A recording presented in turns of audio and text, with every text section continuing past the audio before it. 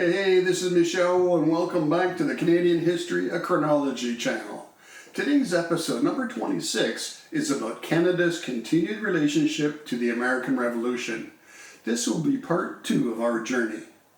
Now, before we start, let's take a quick moment to review what we saw and heard in the last episode.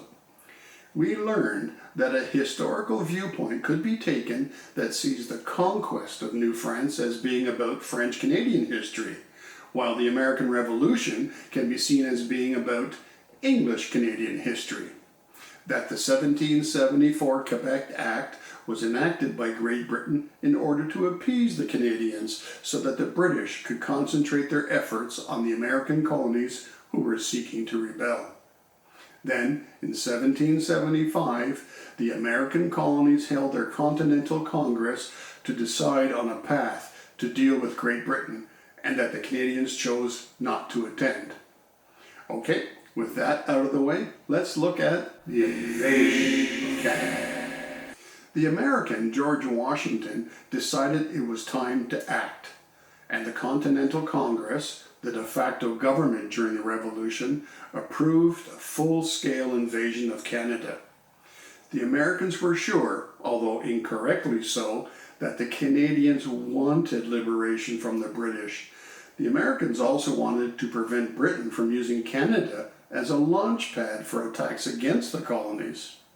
And the Americans, as much expansionists as the British, saw Canada as a very good land grab.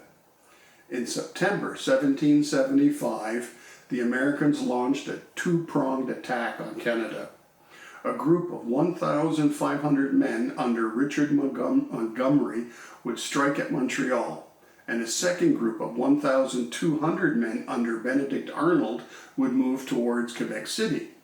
The plan was for Montgomery to capture Montreal, then meet Arnold at Quebec to take it and all of Canada.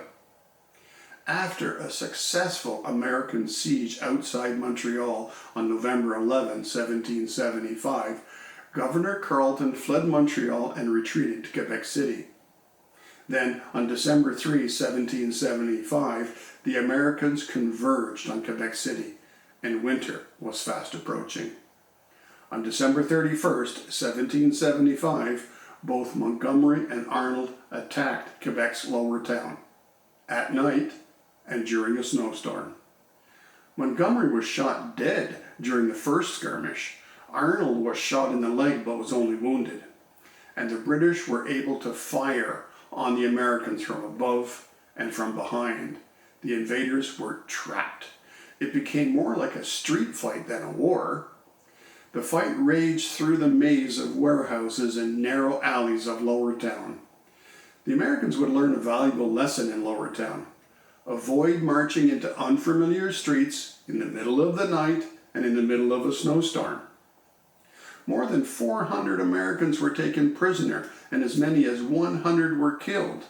The British had lost just 3 men.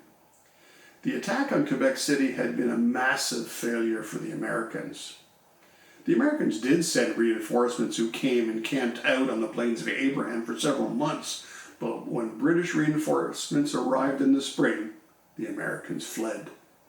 The American invasion of Canada was over. Governor Carleton received a knighthood for his defense of Quebec City. The Americans withdrew completely from Canada on July 2, 1776, and just 2 days later, on July 4, 1776, the Continental Congress issued a Declaration of Independence. This meant that the Americans were no longer rebels, but a self-proclaimed government of a new republic. Well, that's it for this episode, but please stay tuned for the next episode, episode 27, where we jump into the American Revolution, part 3, and its continued impacts on Canada. In this episode, we'll look into the Loyalists, those Americans that stayed loyal to Great Britain. Now remember, at any time, feel free to leave comments and questions below, and I'll do my best to respond to them all. And please, be a true Canadian and be polite. And if you like this content, please subscribe to my channel and give it a thumbs up. and hit the bell if you'd like to be notified of any new content. Thanks everyone, and have a great day.